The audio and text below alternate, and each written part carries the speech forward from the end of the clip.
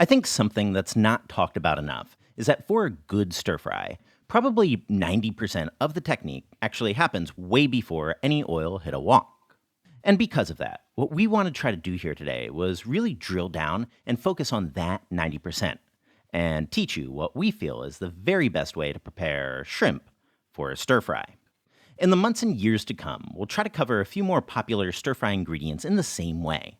But by the end of this video, you'll know how to get to perfectly cooked shrimp that'll retain their pop, but can also really absorb the flavors of whatever stir fry that you want to make. Now, I should say that by best, we're not saying that this is the only way, nor that it's the easiest way, nor even necessarily the most common way in Chinese home kitchens, but rather the maximally delicious approach in our opinion. That said, obviously, realistically, for most home cooks, us included, taste always needs to get balanced against speed and ease. So after the prep, we'll also take some time to discuss 7 solid shortcuts, and then finally show you how you could apply all that to a simple Western supermarket-friendly stir-fry for completeness sake. So then, to sort shrimp, the first step of prep is obviously peeling them. Probably needs no introduction. Just slide your finger in until you can feel the brain, pinch and remove, and then from the front, upper, middle, open things up, remove, slide down, and repeat again. Quick note that we will still devein all these in just a second, so hold the angry comments for later. But once we've worked through all those, next we'll cut them into shape by butterflying them. So with the shrimp flat on the chopping board, slice in horizontally on the tail side until you're basically almost all the way through. Then slide the knife down toward the head side to finish the job.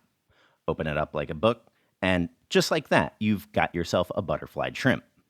After working through all my shrimp though, it's then at this stage that I like to devein. Obviously, if you prefer that whole toothpick song and dance, that's fine. I personally just find it a bit more trivial to remove all that schmutz after the thing's already open. You won't need to be too paranoid on this front though, because we'll also be giving these a good rinse. You see, like a lot of sea creatures, shrimp have this sort of slime on them to protect against parasites and such, located in between the shell and the body. And it's that slime that can sometimes make shrimp a little mushy when you're cooking them shell off, so it helps to remove it.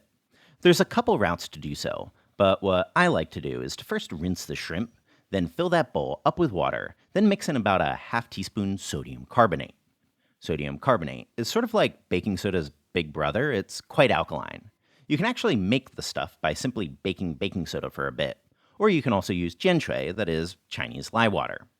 Let that soak for about 10 minutes, then drain and leave those shrimp under running water for another 3 minutes or so. By the end, your shrimp should look quite flushed, almost like they're about halfway cooked, or a bit like this. Then, what we want to do next is then make sure that those shrimps are really, really dry. So toss them all on a paper towel, lightly wring out any excess water, then toss on a rag or towel and roll those all up. Quick pat again, then move those over to a bowl to marinate. So just a simple sort of marinade here, mostly for flavor. For our half kilo unpeeled, 200 grams peeled, we'll use an 1/8 teaspoon salt, half teaspoon sugar, 1/4 teaspoon white pepper, half teaspoon cornstarch, half teaspoon Liaojiu, aka Shaoxing wine, and then give that all a good mix.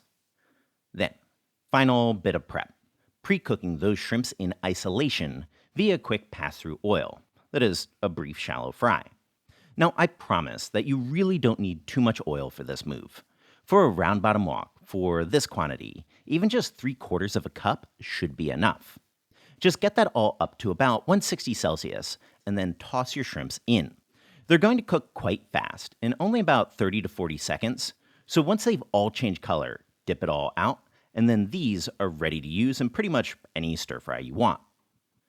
So, that was the maximally delicious way.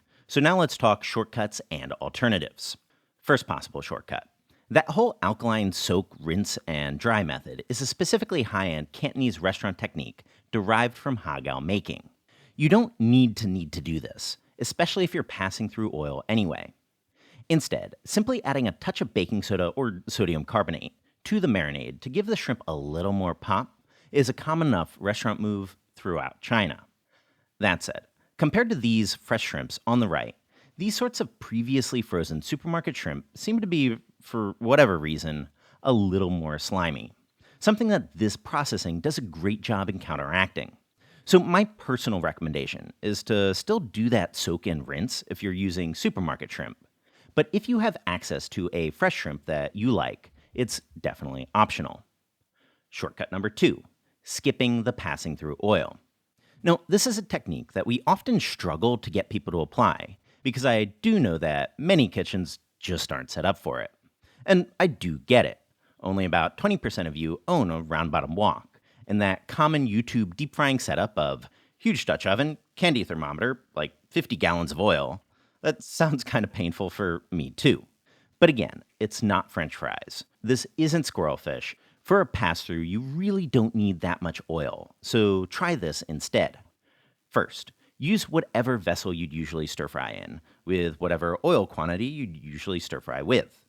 Then for your pre-fry, add an additional 4 tablespoons of oil. Heat that oil up until it rapidly bubbles around a pair of chopsticks, and then just give those shrimps a quick oily pre-stir-fry until cooked through. The excess oil you can then reuse for whatever stir-fries you're whipping up for your meal. But if you've got an extra tablespoon or so by the end of it all, save it, but I also wouldn't lose sleep over tossing a tablespoon.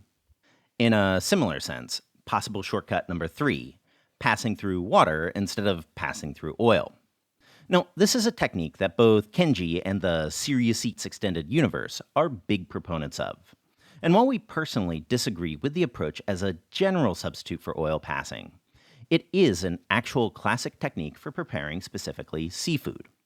To do so, just double up on the starch in the marinade from before, while also mixing in a half an egg white. Then once you've got a pot of water at a heavy simmer, dip the shrimp in and then don't disturb them. After about 20 seconds or so, that coating should have formed, so just jiggle to spread them even and wait another 40 seconds. Remove, preferably with a spider like this so any excess egg gets knocked right off, and then these are also good to use. Shortcut number 4, just simplifying the knife work. Instead of that whole butterflying deal, another common restaurant approach is just slice the shrimp in half lengthwise, which is also a nice shape. But even easier, especially if your shrimp are a little on the small side, simply leaving them whole can also stir fry perfectly well. Shortcut number 5, skipping the deveining. Now, I know that this is a super contentious statement to make, but honestly, really, the smaller your shrimp, the fresher your shrimp, the less imperative it is getting out the tract. For those fresh shrimp we introduced before, more often than not, the tract really isn't all that gunky. I don't know about you, and maybe ask your guests, but I'm totally fine if it's as clean as this is. Which brings us to shortcut number 6, prepping by simply boiling the shrimp's shell on instead. Because, of course, the easiest way to a tasty shrimp is to just opt for a brief shell on boil. Just boil them for about 2 minutes or so, or until the very smallest of your shrimp are just barely starting to float. Then out, shock with running water, and peel, which is way easier post-cooking. The con of this method is that you can't marinate them, and they really won't take on flavor in the same way. But texturally, it'll still be on point. Just add them in near the end of your final stir-fry. Then, last possible shortcut, and the easiest route of the 7, you can also just lower your standards. Unprepped, unmarinated, fried directly, previously frozen supermarket shrimp will not be as delicious as any of these alternatives.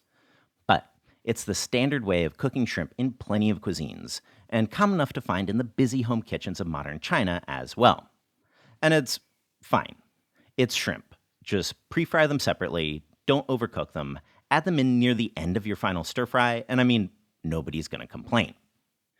So, then now for a simple stir-fry to apply this all. What we're making today is a simplified version of celery and shrimp, a classic Cantonese banquet dish which we covered in its completeness in an older video. We'll only be frying it up with celery today though, so just take 3 stalks, peel the stringy outside layer, then cut them on a bias into 1.5-inch sections. Then prepare a quick seasoning sauce, 1/4 teaspoon salt, 1/2 teaspoon sugar, 1/4 teaspoon MSG, 1 teaspoon cornstarch, 1/2 tablespoon of water, mix it all well, and then we can stir fry. So, to a wok or whatever vessel you've got, swirl in about 1.5 tablespoons of oil, reusing that shrimp frying oil if applicable. With the flame on medium-high then, add in the celery, stir fry for about 45 seconds, then add in your shrimp. Quick mix, then swap the flame to low and add in your pre-prepared sauce. Let it all thicken together and cling to everything. Hit it with another teaspoon of the shrimp frying oil for sheen, and then out. A simple-ish shrimp and celery stir fry. Done. So this time we talk about how to stir fry shrimp, and we hope you like it because we do want to make this an ongoing series on how to stir fry certain ingredients because we think that may be helpful for you in the kitchen.